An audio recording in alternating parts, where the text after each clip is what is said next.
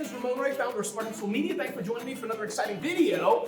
And we are taking this from Napa, California at the B2SMB Institute. And I'm here with Ben Brewer, who's part of SAP Concur. Ben, why don't you give us the official long title so everybody knows kind of who you are. The official long title. So I'll keep it short. I run our small, mid-sized business segment for Concur. So it's about 1,000 employees globally. We service about 30,000 clients. And we're bringing in about 500 new logos a month. And so what we do, we go up to 4,000 employees, but our sweet spot is 50 to 100. Awesome. Love it. So what are you seeing, Ben? You're looking at small and mid-sized businesses. I know it's a very broad question. Yeah. We're in the short time we're here. Any 2 or 3 things you're saying, Ramon? Everybody who's a success, which I'm guessing, extrapolating, that those who are Concur customers are probably success. They're growing. Okay. Absolutely. So absolutely. What are they doing right? If you had to look and guess, what are some things they're doing right? The things they're doing right, I think they go hand in hand, right? Things they're focused on. Okay. There's obviously things they're doing right. But the 3 things that we come across are kind of different than what you typically think. And they've evolved over the last couple of years. Number 1, hiring and retaining good talent. A lot of people I talk to across any small to mid-sized business, they're trying to stay competitive, draw in. Sometimes they can't offer the best salary. Sometimes they can't offer the best benefits, and that's not a new thing. Right. But I think it's becoming more and more, especially when the economy is going the way it is. It's a competitive environment. Very. Number 2 is they want to stay connected. They want to feel like they have that edge. Yes. And a big part of that is feeling like they're connected in. They want to be in the know. What's the secret? Because they need those secrets. To hear from their peers. Yeah, actually, peers. Or I'll give you a perfect example. You know, like 10 years ago, a little company by the name of Uber really wasn't even on an expense report. Right now, it's like one of our top 3 expense types, right? You're tracking in millennials. They like ride sharing. So what's your transportation strategy as a small to mid-sized business company? That's not a question we used to ask. It was, let's get rid of paper. Right. It's not the black car at night anymore. No, outside exactly. the law firm. Like, no matter your level. What? You're from Brooklyn, New Jersey. You know how that goes. Uber's very convenient. So that's another big thing. And the last thing I kind of call, it's called prove it. Okay. And I think it goes both ways, both internally with your employees and then externally. What I mean by that is when someone's implementing a service within their company, they've got to prove that it's going to provide value very quickly, both to their bosses, but also to the people that are using it. And the same thing with a vendor supplying to an SMB, time to value. Right. We've got to supply value quickly. You talk about that a lot on your social stuff as well. So those are kind of the 3 things that we're seeing a lot of, and we're trying to execute all those different areas. I love it. As an executive, how do you execute? Wrong way to put that. More so how do you lead, I should say. A lot of different ways to try to execute, And what I want to do is help maybe our small business customers who are watching this. You're an executive of a large company, but what can they learn from you,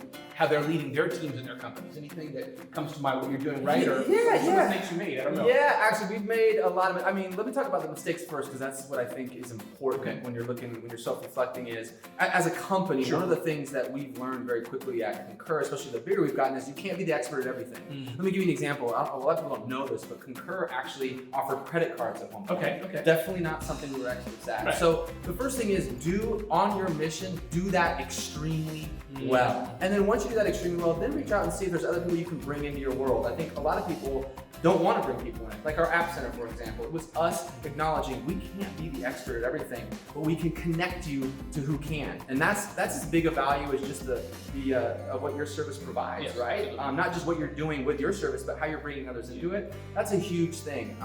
So that's probably the biggest piece. Another piece is just people. Like I said in the beginning, hiring and retaining people is massively important, and it always has been, but getting it now in a competitive environment, it's tough, right? And so when you do that, it often changes your business as far as what you have to start thinking about, right? So there's like the normal things, like you got to provide flexibility. You've got to provide heavy doses of recognition, thoughtful recognition. And sometimes that even goes farther than money. People think, as you said earlier, it's not about people want to be paid fairly and competitively. But as you said, recognition, a pat on a hand on the shoulder saying thank you. And here's the last thing that I would say is the number 1 most important thing, and I'll tell you how you gotta kind of transition that into something as some people think is boring as expense reporting. One of the things that we do, right, is tying it to a bigger purpose. Right? And so let me kind of give you an example of how you roll that into something that's very operational, like expense reporting. We talk about empowering people to make decisions. That's a big thing people want to feel when they come into a company, right? They want transparency.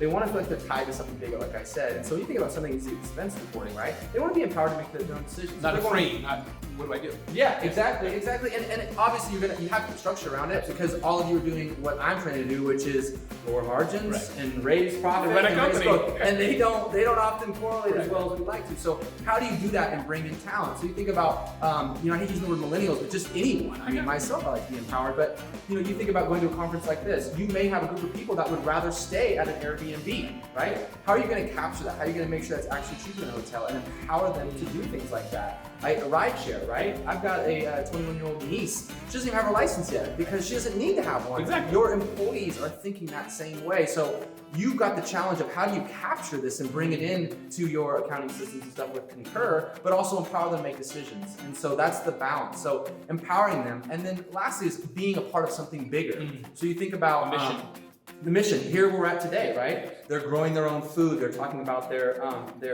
footprint, their global footprint, sustainability. And so in Concur, you can actually, in our system, you can actually choose different trips based on the green footprint they supply, right? And that's important. Huge. Again, It's not that this is important. about millennials, but I think that's important going back to flexibility, where you can say, our company cares.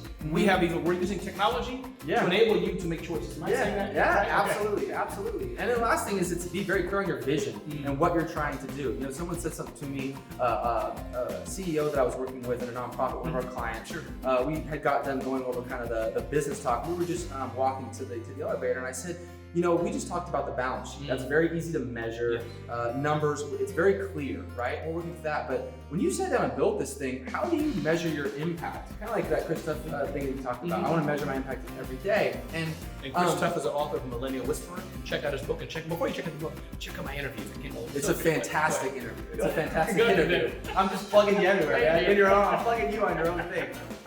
But what she said was super impactful to me, both personally and professionally. Reminded me as someone who leads a large organization that this is important to be very clear on. I said, so how do you measure your impact as a company outside of the growth and profitability, and we've got all these clients? She said, it's funny, we sat in a room for days talking about this, and this is what we came up with, and this is what we drive to every day.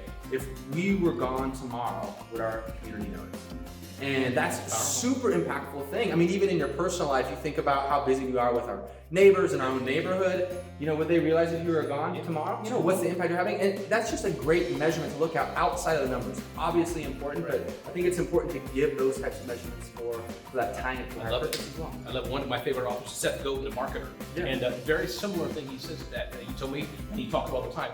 As an individual, corporate or not, when you go, it will matter.